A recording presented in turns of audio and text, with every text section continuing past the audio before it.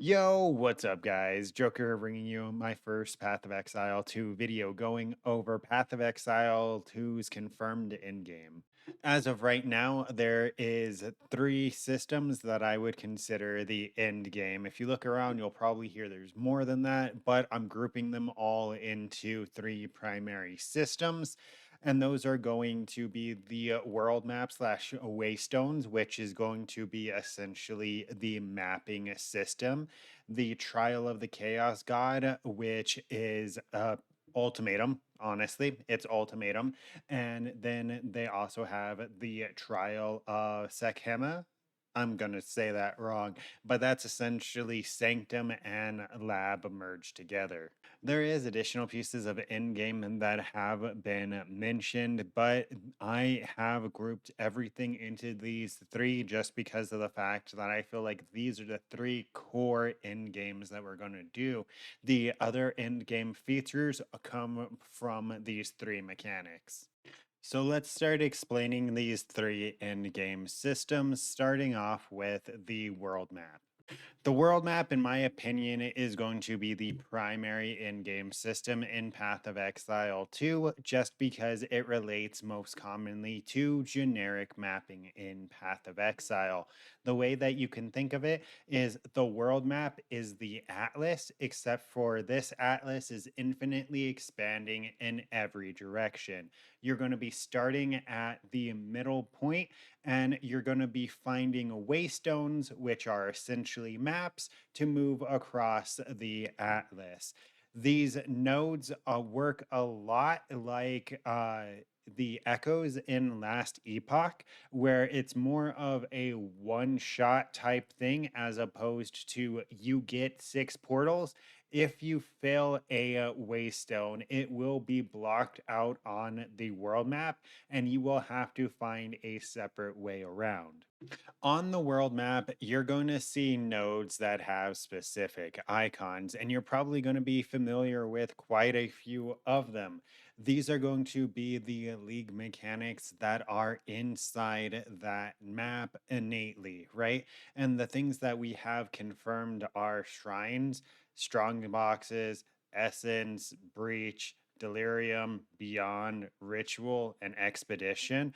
I may have missed something in the video, but those are the primary, what, eight league mechanics that I've found. While mapping and doing these league mechanics, you have a chance to drop a tablet, which can be used on a special type of node in the Atlas called a Lost Tower. And that is essentially like the citadels in POE, if you remember that from back in the day, right? Remember when you had to drop your watchstone in a certain section of the atlas in its specific citadel, and it would cover a chunk of maps in a modifier effect when you applied a sextant onto it. If you don't, that used to be in a thing in PoE and it was super fucking annoying. But these lost towers work similarly to that. You're going to find these tablets, which are essentially sextants from doing the game mechanics, and you're going to be dropping them in these lost towers.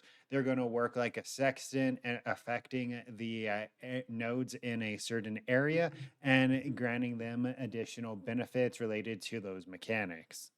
You know, now that I think of it, they kind of just took the Delve system and turned it into their mapping system, if you think about it, because the World Atlas seems to generate a lot like Delve does, with a lot of the same pathfinding and node generation. So maybe that is what they just did. But continuing on, um, once you complete a map, you're going to be receiving one generic Atlas passive point.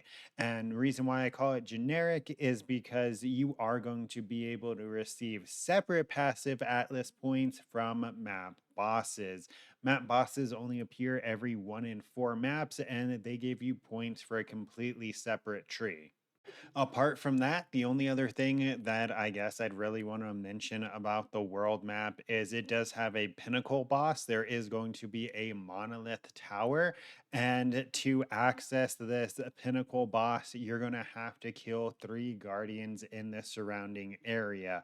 How far are these guardians from the pinnacle boss tower? I don't know. Hopefully, it's just like a one, two, three type thing, and it's not like you have to do five maps in the opposite direction of the tower. But hey, that's pretty much it for the world map, though. These next two are actually going to be relatively short because, in my opinion, I don't care too much about them. So I'm going to cover them at a very high level. These are mechanics that I don't even really like in PoE 1, let alone PoE 2. So there is going to be that subset of players that like delve, like sanctum, like all of those, and like people that do heist, right? That subset of players that are dedicated to this type of content and really enjoy it. Since PoE 2 is not out yet, I don't know who those people are, so I can't really even guide you towards them. But those are the type of people that I'm assuming I would want to guide you towards in this case. So up next, we have the Temple of Sect, right? No, the Trial of Sekma. I was merging them.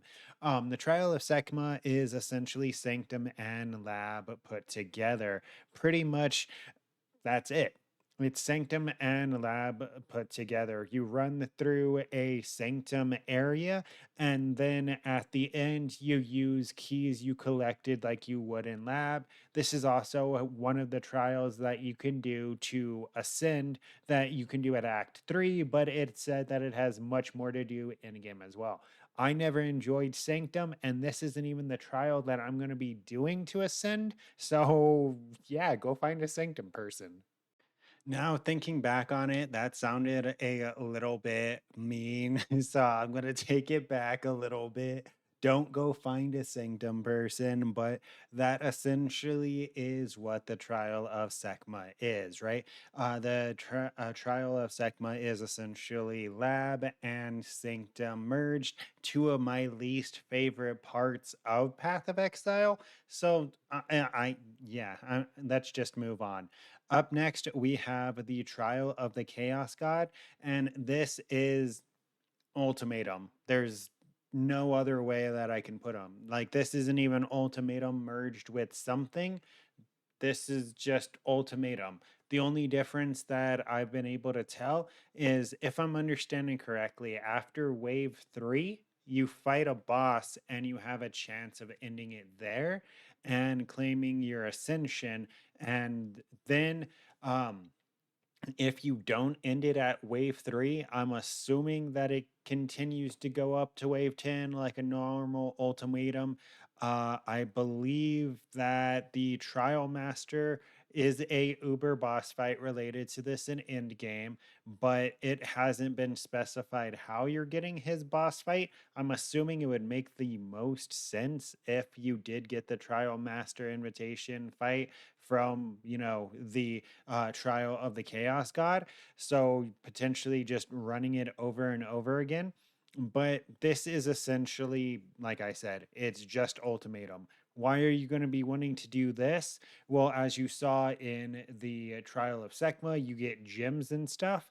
Well, for the trial of the chaos god, you get what is it called? It's called a soul core, and you can place it into a item socket and it buffs the item. In the example, they went ahead and they corrupted the item to give it a socket. I believe there's items that drop naturally uncorrupted with sockets. I'm unsure if you can socket a soul core in an uncorrupted item though, because they purposely corrupted the item, but the item also didn't have a socket prior. So I really don't know on that one, but those are pretty much your three end game systems for Path of Exile 2. The world map, the temple of why do I keep saying temple? Where is the temple? The trial of the chaos god and the trial of Sekma. But that's pretty much it. And that is pretty much it. The three systems that I consider to be at Path of Exile 2's endgame. A brief summary of each of them, much briefer for the two that I obviously don't like, that you can probably tell I obviously do not like them. But yeah, that's like I said, that's pretty much it. I like to thank everyone for watching. Don't forget to like, comment, and subscribe. Oh, hey, real quick, I do want to address one thing real quick. POE is on hiatus until February, right? Well, not hiatus, but we're not going to get another league until February. So the videos that are going to be coming out from the channel are going to be all PoE 2. I plan on going super, super hard because I want to do kind of what I did with Path of Exile. I want to help be kind of like a gateway to newer players into Path of Exile 2, make sure that a lot of the issues that people have going into PoE, we don't get those issues going into PoE 2, because as a PoE content creator, I want the game to succeed. I know a lot of people aren't planning on playing at Path of Exile 2. And if you don't and you don't want to watch the content, I completely understand. But I'm just letting you guys know that up until at least February, it's going to be PoE 2. But yeah, that's pretty much it. Don't forget to like, comment, and subscribe to stay up to date with this and future content. And until next time, take care.